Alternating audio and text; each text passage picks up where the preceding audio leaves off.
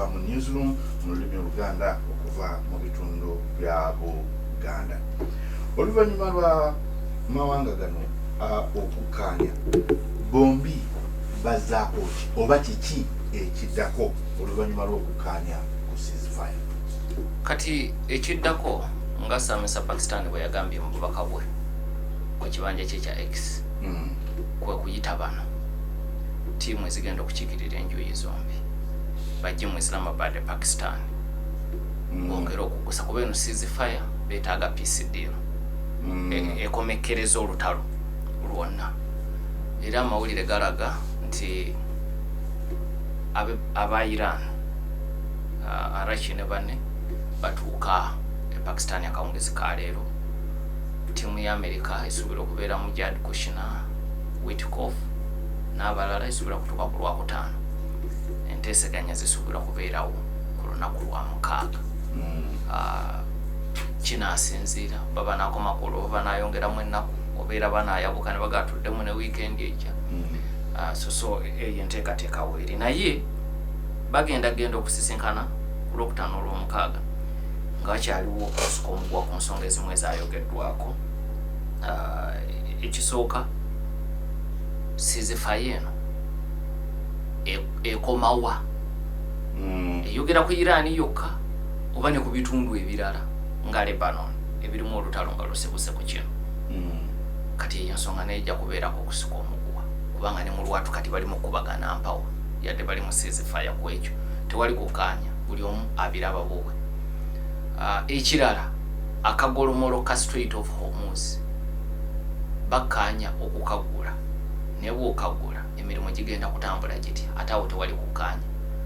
Trump agamba twakkaanyiza amaato gaddemu okugoba nga bwe kibadde ng'olutalo terunatandika.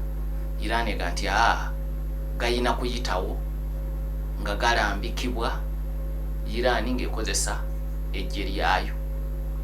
Kati eyo nsonga nayo eriko okusuka omuguwa era bo ne mu kiwandiiko kyabwe baagitaddemu Trump akyagiwakanya. So kakati ekyo kyekiddako mu kiseera kino. Nina kye nawulidde ekisimanyi oba olukoso ekyokugasasuza obutitimbi bw'ensimbi. Ekyo nakyo weekiri. Ekyo nakyo weekiri nti Iran era ensimbi ezegamba ekitundu ku zo zeyagala okukozesa okuzzaawo ebintu byayo ebyonooneddwa Abamerika. Naye n'ekyo tekiriiko kukkaanya. Ekyo era kiri mu kiwandiiko kya Iran. Pakistan yo ewulikika nga enyoomeka okugyogerako naye Pakistan yali ewumyeko omutwe mu nteeseganya eziri ku ddaala lino. Kituufu ebadde mu nteeseganya eziwerako eziri ku ddaala lino. Guno si gwe mulundi ogusoose eyinza okuba ebadde tekola nnyo mawulire naye tujja kutunuulira enteeseganya za mirundi ng'esatu oba ena. Mu 1971 Pakistan ye yali namuziga mu nteeseganya ezaatabaganya Amerika ne China okomyawo enkolagana wakati w'amawanga ago. Embiranyi yali y'amaanyi, Pakistan ye yakikola. Mu myaka gy'ekinaana waliwo olutalo mu Afghanistan amagye ga Soviet Union we gajja ne galwanyisibwa bamujahadini. Abamujahadini bawagirwa Amerika nga ne Pakistan yebawagira. Naye mu lutalo olwo enteeseganya bwe zitandika oluvannyuma nga ziwomeddwa mu mutwe ekibiina ky'amawanga amagatte ate Pakistan yazannya ekitundu kinene mu kuggusa endagaano eyo. Awalala mu kusowagana kwa Iran ne Saudi Arabia enfunda eziwera era Pakistan erabiddwako nga etwala obuvunaanyizibwa bunene. Kakati njagala tusooke tutunuulire ekya China Amerika 1971 okukkaanya kwatuukibwako 1971 naye kaweefube yatandikibwa mu August 1969. Eyali president wa Amerika omujja mu kiseera ekyo Richard Nixon bwe yakyala e Pakistan. Bw'atuukayo yawa president wa Pakistan Yahya Khan obuvunanyizibwa mu kiseera ekyo president yalina obuyinza executive power ng'emabega waliwo twalina president Pervez Musharraf ku mudumo gwa mundu ng'alina obuyinza bwonna. Kati Yahya Khan yali munnamagye era nga yafuga Pakistan n'omukono ogw'ekyuma. Kati Richard Nixon yamuwa obuvunanyizibwa mu bugenyi obwo afuuka omutabaganya wakati wa America ne China era okwogeraganya ne kuggulwawo 69. Ampuliriza oyinza okuba weebuuza embiranyi yali evaawa. Ssematalo owokubiri ng'awedde Chairman Mao Zedong ne baali bayeekedde gavumenti ya Kai Shek okumala ebbanga ne mu ssematalo owokubiri baayimiriza embiranyi yaabwe balwanyisa abalabe baabwe. Ssematalo bwaggwa olutalo ne luddamu Mao n'afunika gavumenti ya Kai Shek. Kai Shek n'addukira Taiwan era n'agiyita Republic of China. Eno eyitibwa People's Republic of China era n'eyitibwa Republic of China. Kati ng'asinzire Taiwan ensi yonna n'Abamerika ne basigala nga gye batwalanga China ne mu kibiina ky'amawanga amagati ne mu UN Security Council nga Taiwan yegenda ku lwa China. Kubanga Kai Shek yali munywanyi w'Abamerika mu ssematalo owokubiri. Ekirala ba Mao baali bazze n'enkola y'obwannaakalya Khan Amerika gye baali tebaagala. So ebizibu byali bingi nga bakwatagana ne Kai Shek.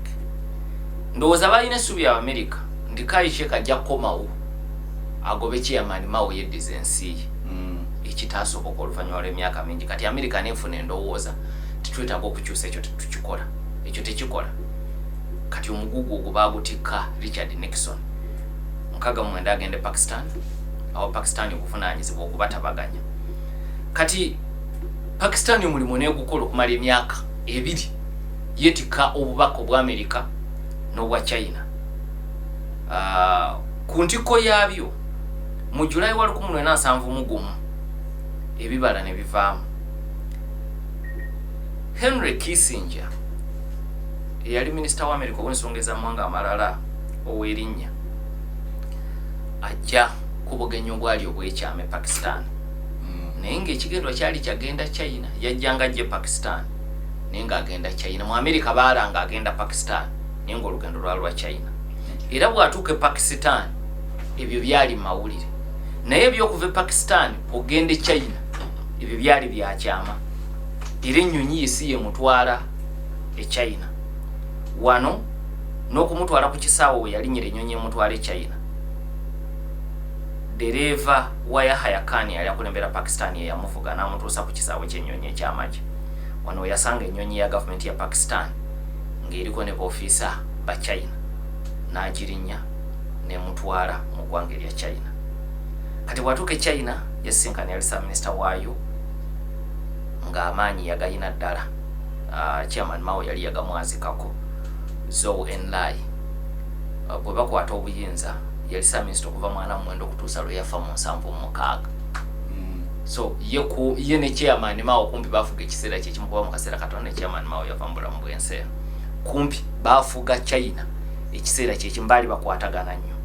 Kakati oyo gwe yasisinkana. Kakati bwamusisinkana yamalayo ennaku 2 mu ggwanga lya China.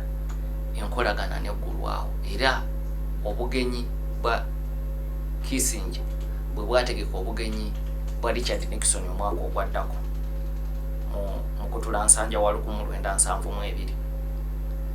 Richard Nixon n'agenda e China n'afuuka president wa America eyasooka bukyalubanga lwa Mende okukyalako e China era yasisinkana ne Chairman Mao Zedong.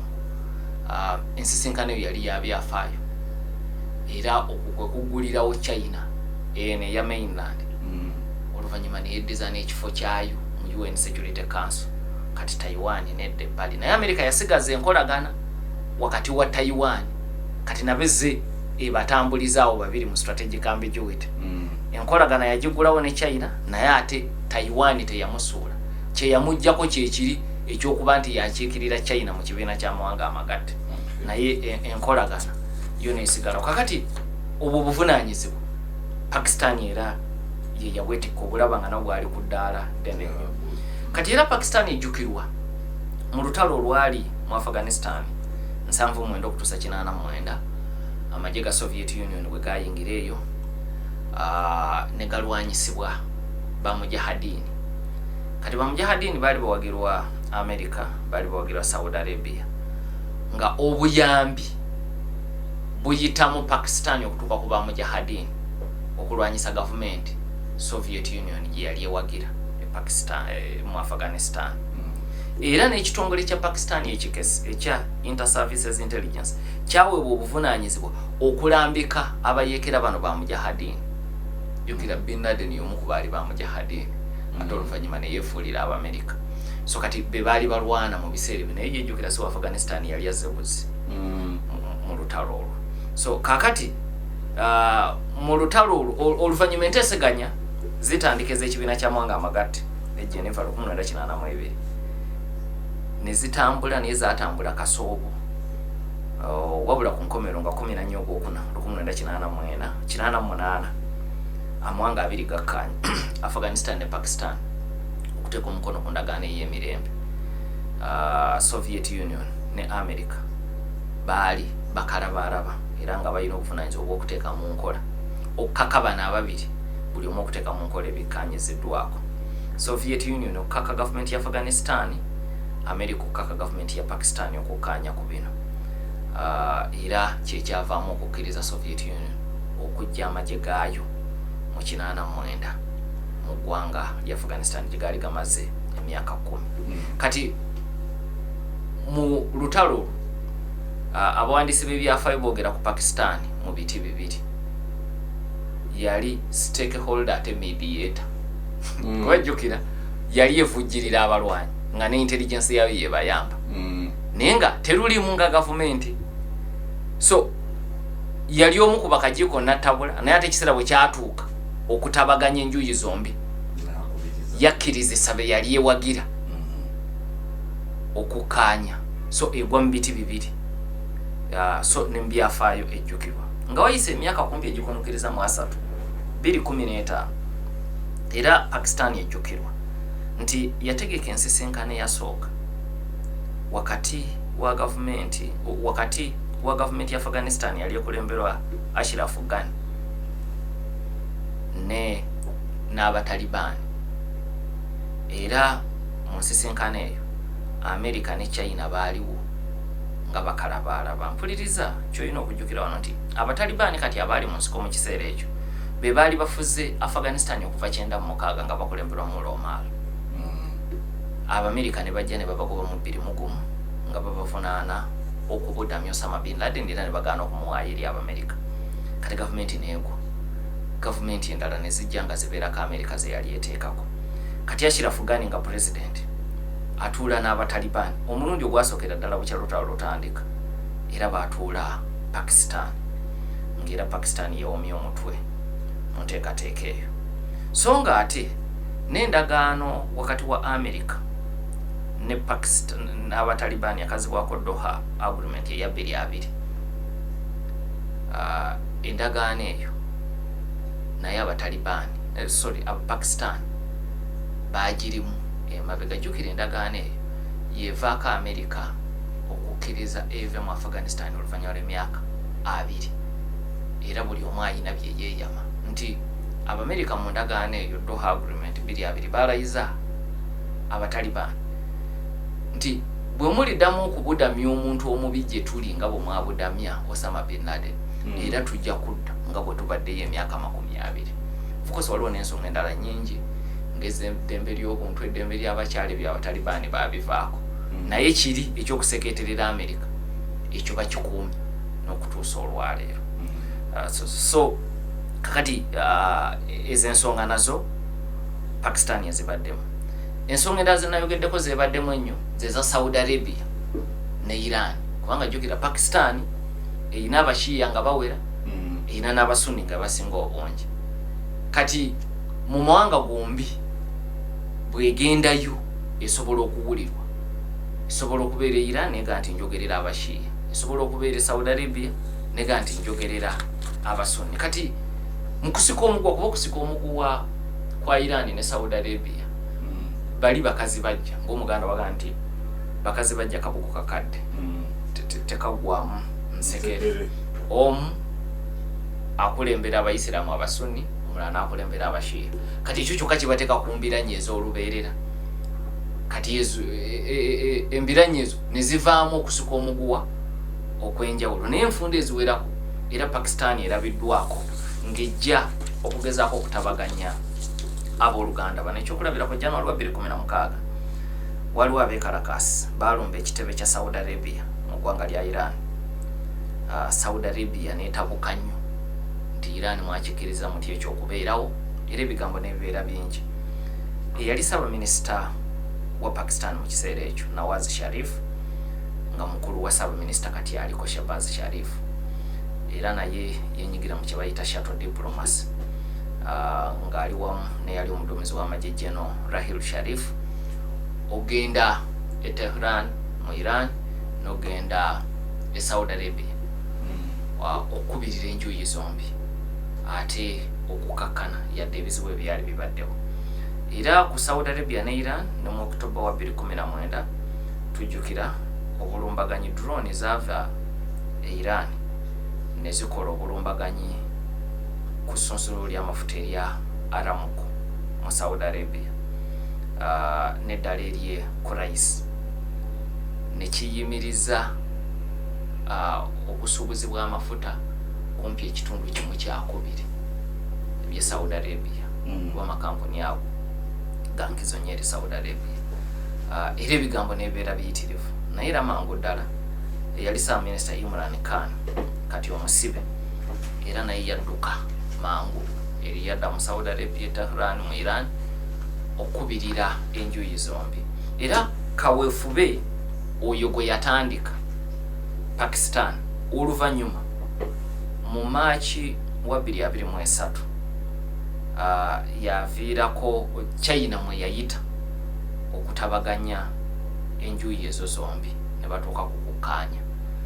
So Pakistan era yayina obuvunaanyizibwa bw'amaanyi mu kutabaganya ababiri abo. N'olwekyo guno si gwe mulundi ogusoose ezze yeeyimba mu nsonga ennene ate nga nnyingi ku zo nga bwe tulabye ng'eziggusa. Ku 88 katonze 8 Kyabasafama Radio Buganda ziri 15 zezibulayo okubeera saawa 6 tubumbewumbe afumba ekyemisana.